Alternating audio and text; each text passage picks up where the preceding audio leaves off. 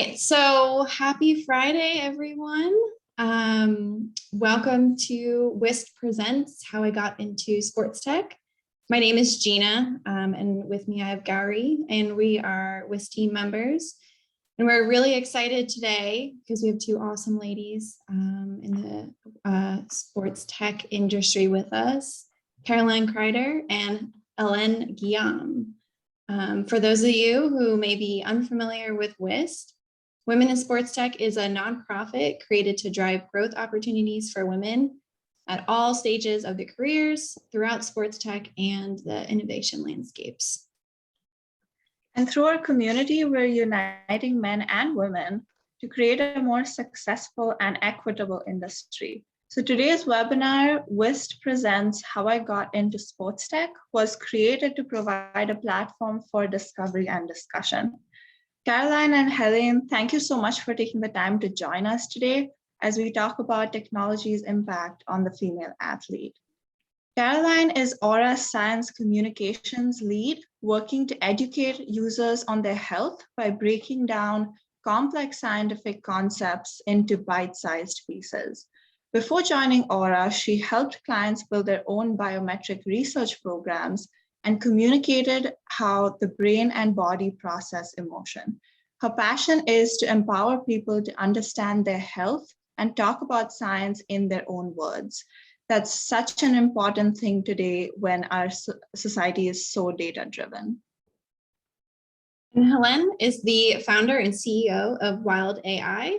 She studied mathematics and financial risks, was a quant at a hedge fund, and management consultant for Fortune 500 companies in AI.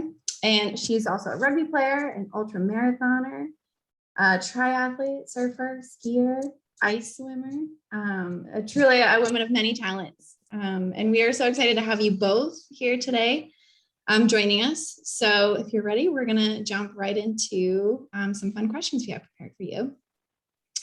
So our first one is, can you share with us a bit about your career path and how it led to the role you're in now? Caroline, do you want to go ahead? I definitely will. I love Helene's intro too. It's like definitively Helene would win a foot race, or by land, or by sea, or by anything else against me in a race. So how I got into what the heck I do now as Oura Science Communication Lead. I originally started out, I know you read a little bit about it in the bio, doing neuromarketing, which is a fun little industry where you're trying to say, okay, the traditional ways that we've studied advertising is you ask people how they felt about an ad. Mm-hmm. But what we know is that the brain and the body respond to an ad implicitly. There are all these reactions that you can't control, what you laugh at, what you remember, you know, if you check out the hot guy in the hamburger ad, those types of reactions. And so I was first using, a bunch of different technologies, EEG, so reading people's brainwaves, eye tracking, looking at where they're looking, facial expression analysis. So if somebody, grimaces for a split second, can you pick that out? Mm-hmm. Heart rate, galvanic skin response, all these different technologies. And I was training corporate clients. So you'd go to a client like Warner Brothers and you'd say, so you want to make your comedy trailers better. Mm-hmm. If you just ask people how they feel about ads, they'll tell you, oh, no, I didn't laugh at that joke, that inappropriate joke. No, it didn't resonate with me. But if you read what their body is saying to you, you can actually tell they loved it. Mm-hmm. So my career started out doing that, and it was a really exciting puzzle for a period of time. But then I started realizing as I was explaining all these metrics to clients that what I was really excited about was all the side conversations that I was having. So clients were saying, well, what does this mean for my heart? What does it mean when my eyes do this? What does it mean when X, Y, Z? And so I quickly made that transition from working in neuromarketing to Oura, where we're explaining all of the same metrics, but it's what the heck should you do with that with your health? So what does it mean? Not just if your heart rate gets faster, are you more likely to remember that horror movie trailer, but what does that mean for your health? Mm-hmm. How do you interpret that for stress? And how do you explain all of the different reactions in the body to the average person who might have no idea what the heck all of that means? So it's taken a little bit to get here, but definitely started in traditional advertising and now working on marketing just about general health. Yeah, I think that's really important, especially because people may be really intimidated by all the numbers and all the data, and they might not just want to look at it for that reason, right? It might be a turnoff for people, but you're kind Yeah, of for the average just, person, it's yeah. a whole lot. And I think something that I don't want to speak for Helene, but at least in the American education system, we teach you a lot. Boy, howdy, do you know your months? Do you know geography? Do you know some algebra that you're never going to use? But we never talk to you about what your body does. We don't talk to you about how your brain works, how your heart works, how caffeine might be metabolized in your body, how to even experiment with good sleep. So all of those lessons, unfortunately, people are trying to learn them as adults, and it's our job to kind of make that easier for the average person to understand and not overwhelming. Yeah, that's awesome. And Helene, how about you? How did you get started? Yeah, so background, as you covered, I'm a data scientist, so using a lot of data sets in finance to take smart investment decisions. And so like seeing what we can do with the power of data and doing a lot of sports. Obviously, understanding your body when you do extreme sports is important. But the reality is, although we have data from trackers, I'm disappearing, from trackers, we understood like really little about the body. Like what is my body today? What is my status? Like what is my dashboard of myself? And how can I get better? And how can I improve? And how can I tangibly see numbers showing that I'm improving? And like now wearables are getting better, sure. So we kind of have like this better understanding. But although like when I started the company, although understanding your body is important, and there wasn't much done at that time, it's true for anyone, but it's actually like even more true for women, because today 80% of the medical research still is done only on male species. I'll give you an example. AstraZeneca, you heard of the blood clots issues. Yeah, really bad. So it's banned by governments, but actually like contraceptive pills, women actually have way higher risk of blood clots. It's still in the market, women are not aware of it. But imagine you combine both. So that is what women actually live with every single day. So we have, when you have a medical drug and it's written not for pregnant women, it's typically not because it's bad for them, it's because it's not tested on pregnant women. It's equally not tested on any women usually. It's not tested on women who take contraceptive, meaning increased blood clot risk, for instance, on women who are in perimenopause, on women who are in postpartum, and the body of the woman is very different at all these times, which basically means that we are using drugs that are against us, literally. And that is true for medical drugs, but it's also true for nutrition, training protocols, etc. So I'll give you an example. Everyone maybe have heard of keto diets. It's actually not tested on women. It's actually bad for women. So it's not, all these things are like really marketed, like great for the human body. But as a woman, you react very differently to all these triggers. So like if you go into starvation mode, we stock up. So you may start, like if you go at the gym at the same time as a man, you're going to see that he's getting leaner and fitter, and the woman eats less and exercises more, and she gains belly fat, because we have a very different reaction to that. So what it means is we understand very little, and it's pretty bad for us. And everything that we use, diets, training protocols, devices, products, they basically, when you hear the words health and female health, because health is actually men health. When you hear sports and female sports, like rugby and female rugby, it's because rugby is men rugby. And if you hear wearables and femtech and female wearables, it's because the other ones are men. So we've done extensive research. What is a woman? What does the female body need? And why? And how? And we translate that into our app, WiLD AI, helping women eat, exercise, and recover with their physiology, whether they menstruate, use birth control, or are in menopause. And that's us. So important, really. Yeah.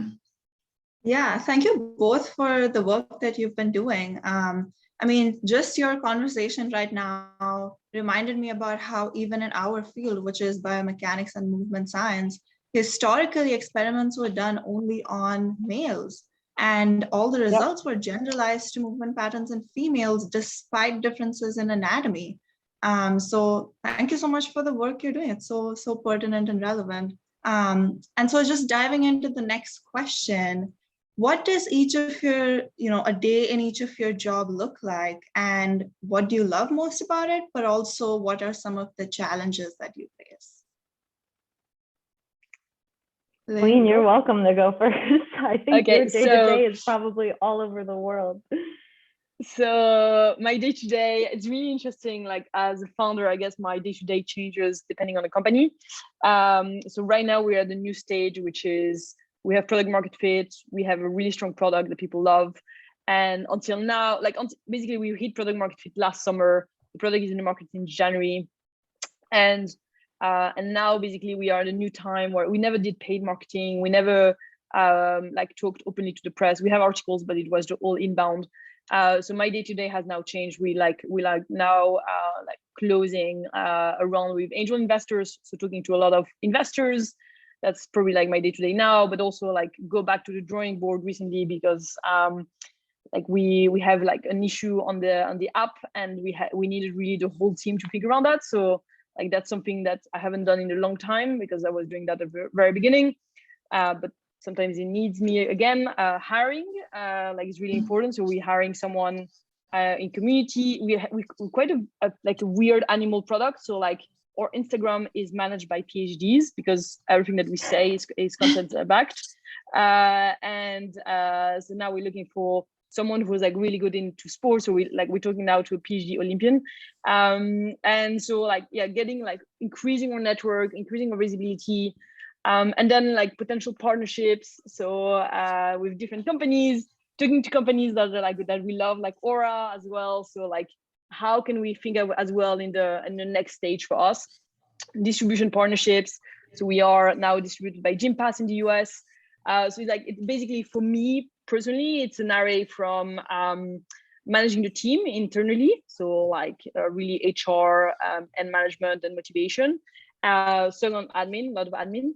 And then third is really like strategy thinking, where are we going, how are we going there, and making sure everyone in the team is aligned and talking to external stakeholders. But I think what is really fun and exciting and what I love this job is we are a data company, which we all love in the company, but also we love sports. So I was with Michael Johnson a few days ago. I was with a few Olympians, and it's just so fun because we're talking about sport, we're talking about defiance. Obviously as a Black athlete, defiance was a big word for him, but we actually have the same thing still so present today for female athletes. We're underrepresented, underfunded. No one's interested because we're weaker and less fast and less strong, which I think is bullshit. So we need to flip that. People actually do watch female sports. So how can we flip that mentality? How can we get investors actually properly investing, not just scoping the market? So it's a everyday militant job, education, but it's really fun. Sounds like you wear many, many hats. Many at the same time, I would say, for Helene. I think a lot of what I enjoy about my role is similar in many ways to Helene. Our Instagram account maybe isn't necessarily run by PhDs, but my role gets to interact with a lot of different academics. So I technically fit inside the marketing department. So for anyone on the call who's interested in might I want to go into a marketing role? What I really like about marketing is it's not just about selling the product, it's about making something easier to understand. So on a day-to-day basis, I'm trying to get data on what are people confused about or what are they interested in? What content can I, produce that speaks to them? Is it an Instagram video? Is it an ad campaign that really moves them? Is it a blog article that explains sleep tracking in depth? What way do I reach them? And then measuring the success of that. So in the same way that Helene's connecting with a bunch of different departments, the marketing department has to connect with everyone. So you're always talking to the science team and I'm trying to say, hey, what's coming down the line? Can you explain that to me again? What's the difference between skin temperature and what these other devices are measuring? So working with the science team to kind of understand the human body and what's possible for Oura. And then I'm working with the product team and I'm saying, what are you changing about the product? What are people confused by? What's new? What's hot? Why are we, building a metric in this way? And then working with the customer support team to say, what are people confused about? It's great to know what people are excited about and what might be coming that's new and sexy and fun, but it's also really important with a product that is related to your health to understand what are people angry about? What are they confused by? what did they think the device could do that it can't do now? Like, what questions do they still have about their health that we're not answering? So on a day-to-day basis, I'm trying to collect a lot of that information and then working with the creative team. So working with the creative team to actually produce the vision that I have. So that's always incredibly fun because you walk into a room with a bunch of people who are artists and producers and illustrators, and you have to have a concept come out of your mouth like, I want people to understand that, you know, a ring like Oura measures straight from the artery in your finger, as where anything on your wrist is far away from the arteries on the underside of your hand. And you have to convince, you know, that team of people to help you tell that story. So I absolutely love that. And I find that part really exciting. And then you get immediate feedback. I think Helene has experienced this as well. We just launched our new ring, and customers will tell you exactly what they're excited about, exactly what they're not excited about. And I love that sense of feedback. You're not just producing work, you know, that's hanging on a billboard and nobody's ever going to say anything about it. You get to produce an Instagram, you know, spot on period prediction, and somebody will tell you exactly how they feel about it immediately. So I think I really enjoy that the most. The part that's probably hardest on a day-to-day basis is trying to figure out what audience you're talking to. So Oura and most other wearables right now are speaking to a pretty general audience, but if we decide to produce features like period prediction, how do you talk to women? You know, how does an app like Wild AI also talk to women? What do they want to call products in their space? You know, what is somebody, are we femtech? Are we not? Should you say period? Should you say menstrual cycle? And so I think those challenges and those questions are really fun on a day-to-day basis, but that's probably the most challenging part of my job. Yeah, I can definitely imagine. So that kind of leads into, now let's start talking about some wearable tech as it relates to health and performance. So what do you find most fascinating about this space, particularly like wearable tech and health and performance? I'm happy to go, Helene. I think what's most fascinating is the bar is set so low that the wins are just like right there to grab. Like a really great example would be the Oura ring happens to measure skin temperature. And temperature is one of those things where, shockingly, you know, people have been using temperature for women's health for forever. People have been using basal body temperature. So they've been waking up every morning, you know, you have your oral thermometer, you put it under your tongue, and you are hand charting exactly what your temperature is doing. The idea that people have been doing that for that long and nobody has made something that can just measure your temperature for you is astonishing. Right. And it's really fascinating to like look around the wearable space and see that people are making smart thermometers or are making intravaginal thermometers. So something that you have to literally wear inside your vagina without just saying like, it's a ring. That is far more pleasant, far easier. So it just feels like there are a lot of wins that are based off of science that already exists out there. And so in the wearable space for us, it's about actually making a device that can measure that without interrupting your life. And then, you know, pairing it with other devices and other apps like Wild AI, which is actually going to explain to you what that means, why you're getting hot and cold at different times based on your temperature, and how you might actually make decisions about your life. But I would say there are just so many small wins that are ripe for the taking that it's pretty fun to be in a space where you can just, you know, line them up and knock them down one by one. I think that's super interesting because nowadays we have, you know, in the research world, we have everyone fighting for the smallest research gaps and trying to prove like, you know, relationships between these complicated variables when in fact we sometimes miss out on the most simplest, plainest things that I feel like also needs creativity to capitalize on. Yeah, I don't know if we have any Atul Gawande fans on the call. I'm a big fan of his writing, and he's always saying everybody in medicine wants to do something new and cool and innovative, but we actually have a huge amount of knowledge that we haven't done anything with. And so step one is really taking that knowledge that we already have and then using it instead of just trying to come up with some cool new tech that does something innovative. It's like, no, the very basics of human health we're all confused by. Yeah, I think like it definitely resonates a lot. So like a lot of people are trying to, I mean, all the companies literally are like men technology, like all the product services, devices, apps, unless they are female technology. And it's really interesting because if you're trying to improve something in men, it's quite hard because a lot has been done there. But in women's health, which is insane, is like we're literally in the dark ages. We still think that having a period is boring, that women are weak and fragile little beings, that we're moody and bitchy and complicated. And we literally do not understand that the female body is this incredibly fine-tuned machine. Every single month, everything is prepared, joint laxity opens up, all the hormones are getting together to basically, you can make a baby from scratch every single month. And it's insane. Like it's an incredible machine. And like if you see like a guy climbing a mountain, you're never gonna say, and then he rests. You're never gonna say the guy is weak and fragile. No, he's performing a lot. A woman, like her energy expenditure is the highest that can exist when she's creating a baby. She can do that all the time. So basically, like our bodies are these super machines that can create a lot. And when we ovulate, we are the highest. We can really take advantage of that.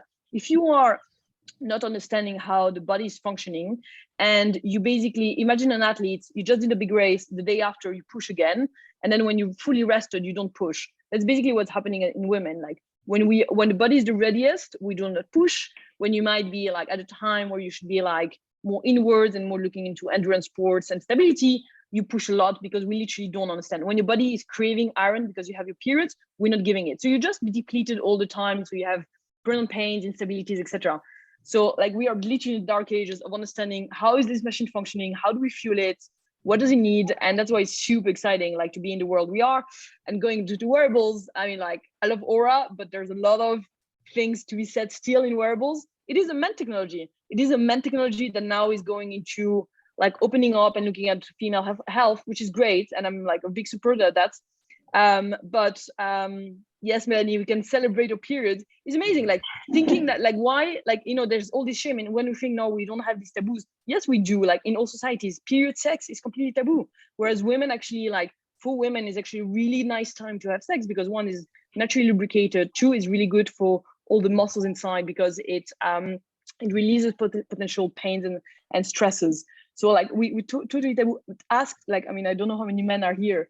Ask men around you, have you ever bought a Tampax? No, they buy toilet paper, but Tampax, oh no, it's disgusting. Like, come on, guys, if you play with it, know about it, but it's so taboo. So there's like, we literally like, we are in the dark ages, so it's super exciting. It's a massive opportunity. It's like completely blue ocean. We are navigating in that. Everything we do, everything we say, people are like, oh, I never heard about that. You need iron when you have your periods? I never knew that. Yeah, 100%. Like it's just like science, like 101 basically. And so like understanding how it's functioning, how you read about that, and then like for like the interpretation of the data sets that are coming from the wearable is really interesting because body temperature is interesting for women because you can understand ovulation if you have multiple decimals in the body temperature. You can understand if you're pregnant. You can understand early signs of perimenopause, which by the way you can have from your 35-year-old up to 10 years. So you can understand a lot of things in women's bodies. And it's not only periods, because periods is like a tip of the iceberg. Most women in the world today are not menstruating. They're either in menopause or they have amenorrhea or they're underage. Or they use birth control. So like to be able to understand, tackle and serve women, we need to start from what is a woman, how does she live? And she might take one contraceptive, 2 months later she changes, then she stops, then she tries to get a baby, and that's a 10 months time. So it's not a different persona. So yeah, I'm super excited because there's so much to do and we're such at the beginning and we are there and we are like the leader, the biggest voice in the market right now. So yeah, it is really exciting. I know Helene and I have talked about this before, but it might feel relevant to a lot of people on this call. Like when we were athletes growing up, when we were in high school, you're training according to a schedule. Like you're doing decisions about your life. I go to history class on Tuesday. I do my long run on Tuesday. I do my strength training on Thursday. Like certain events in your life are just planned out based on a calendar. And so the idea is that wearables are going to be able to help us base those decisions on our body. I'm not just going to go on a long run because Tuesday is long run day. I can actually check in with myself and say, is today a good day for me? or will this not actually get me anything that I want because my body's not prepared for it? So on a day-to-day basis, hopefully it's shifting the decisions that you're making.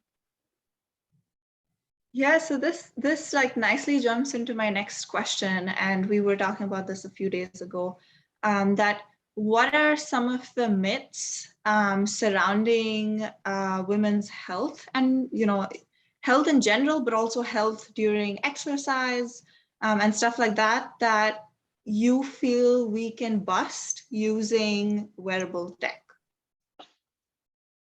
There are so many of them. It's like could be a 2-hour call on its own.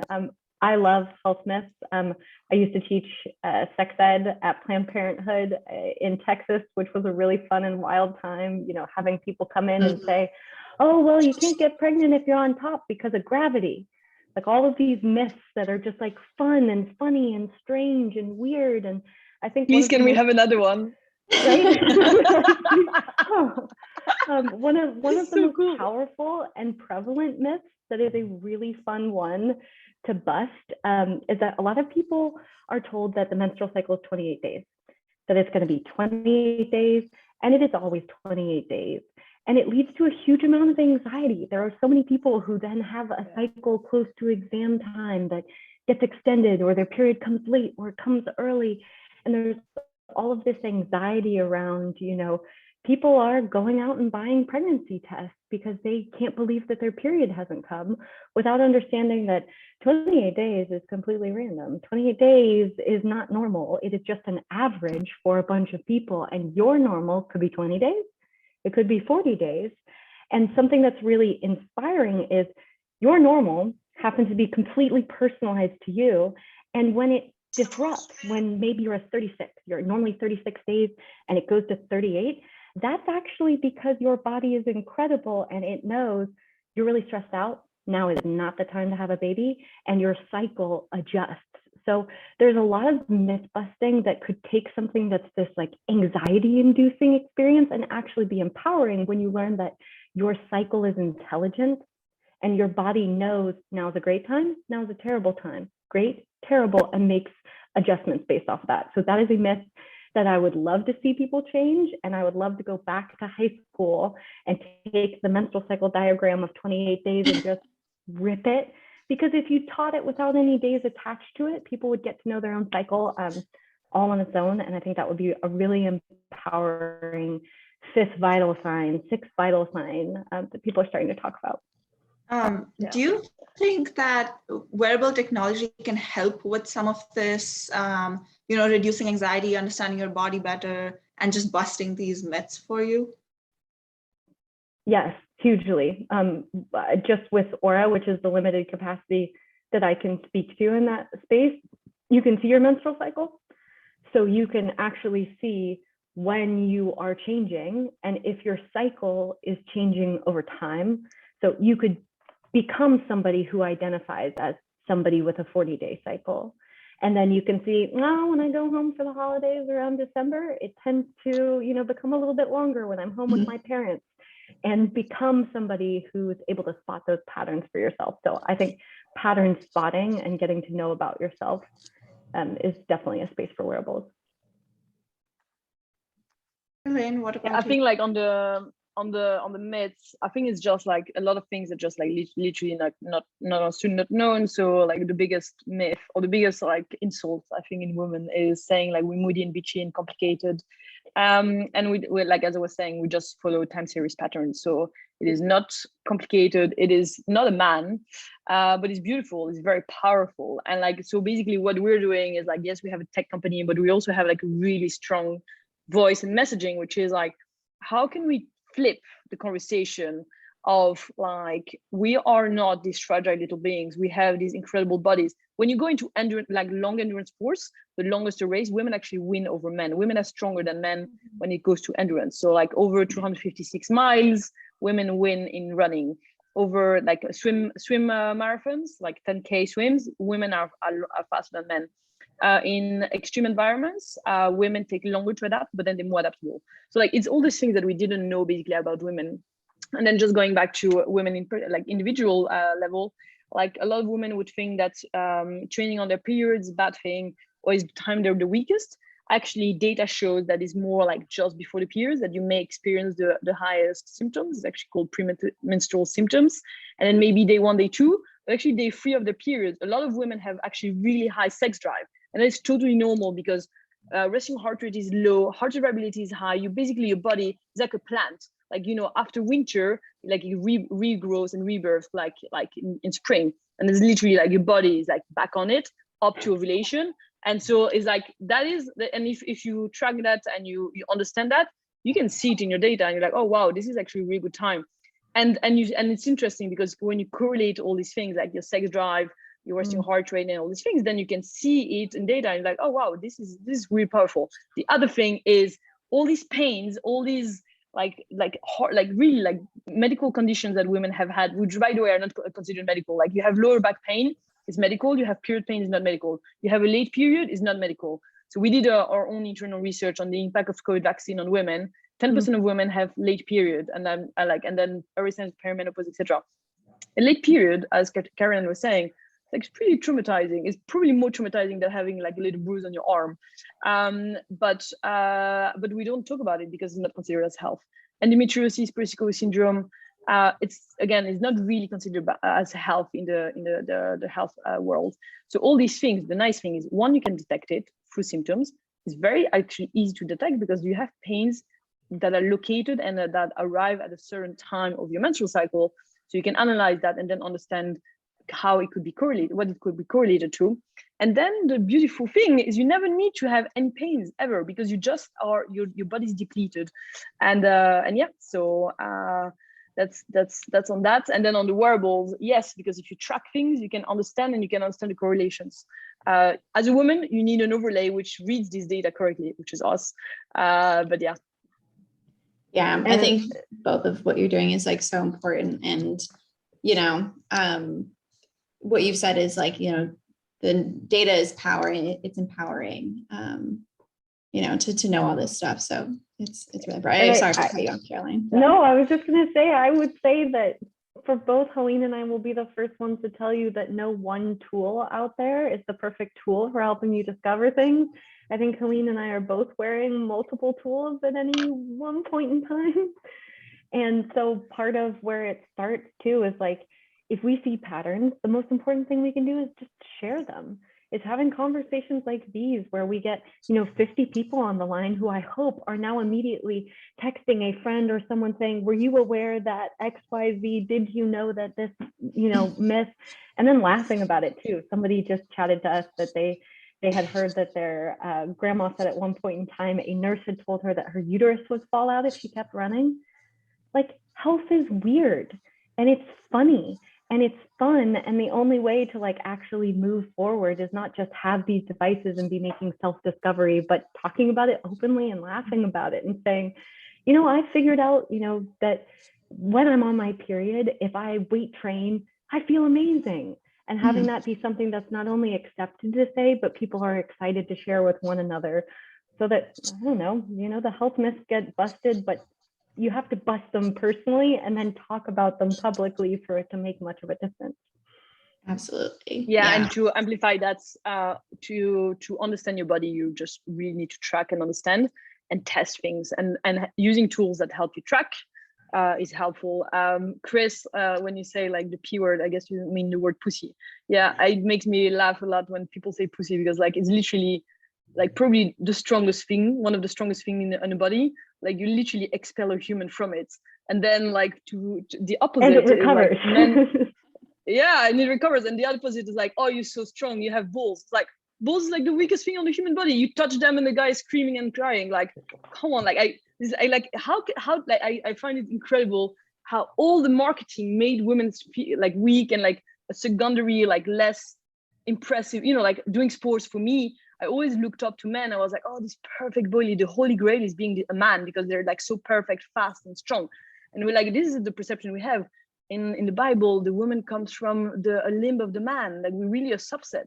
It's complete. How did we come from the man? Like it's completely like I find it's incredible. So we have to flip entirely that. Women understand the power they have and tap into that. Yeah, I think, Helene, what you were talking about in terms of looking up to a male athlete, it happens even now. You know, people will say in the swimming world, people will say Michael Phelps is the greatest swimmer of all time. And I'm like, no, he might be the greatest male swimmer, but have you seen Katie Ledecky? Have you seen her right now? Are you telling me that she is what, less capable than Michael Phelps? So Yeah. I think that's, yeah, something we need to work on as a society. Yeah, exactly. Yeah. So our next question, I think we've kind of touched on it. I think you may have answered it, but it's, are existing wearable tech companies doing enough for women's health and performance? I think the answer is maybe no, but we're starting to. And are there any ways maybe that you haven't talked about yet that these companies can more effectively target women's health? That's a hard one. I mean, you know, at some point it's really fun to have like a lot of righteous indignation and be like, everyone should be doing more. Mm-hmm. But I think a lot of what we've talked about the bar being so low is like almost anything should be celebrated. Like anybody that's making a move into the space, like even just this past year, you know, Garmin added a menstrual cycle tracking feature and they released a coloring book about powerful women. Is a coloring book, you know, necessarily like a children's coloring book where I thought like a wearable would be, you know, making a move and making an impact? Probably not, but cooler than not doing it at all. So I think most wearables at this point are under 40% female in their audiences. And they might be the right tech and they might be the right tool, or we might not have even discovered the form factor that actually works for women. And we might be, you know, a year or two out from super cool tattoos that you can get that tell you everything you need to know. So I think anything that devices are doing is great, but you can't really expect, you know, large companies to just suddenly like make a difference overnight. And I think all of the indicators that we're getting, you know, Fitbit just added a temperature sensor, Oura just released period prediction. Garmin now has the menstrual cycle tracking feature. And a lot of these brands are starting to show pregnant women running, women in perimenopause, trying to figure out what the heck is going on with hot flashes. Like all of those small representations are starting to bubble up. And at some point there'll be a tipping point and we'll get over 40% female for a lot of these audiences. And that's when you guys will really see change just come rushing in, but a little patience. Right.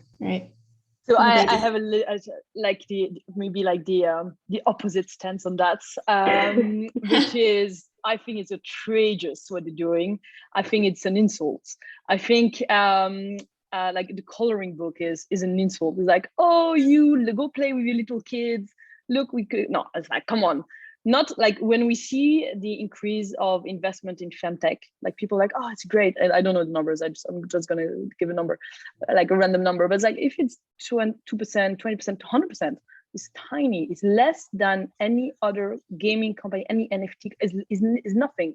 We literally are in a world where investors are men, where leaders of large corporates are men, and when they do things into women's health, unfortunately, still now, it's very much in the marketing. Like, oh, we are serving women. No, you're not. Like, if you are serving women, you have an actual huge team looking at what is female health. Period is not female health. Period is bleeding. It's just a tiny part of female health. Women are not a period. Like, we have way more, and we're not reproductive health either. Like, if you take from the first day to the last day of when you're thinking of having a baby, it's maybe 7 years back to back. The first year you try, you didn't get it, 1, 2 babies, up, done. Okay, 7 years more or less, give or take. The rest of your life, you're not into fertility worlds.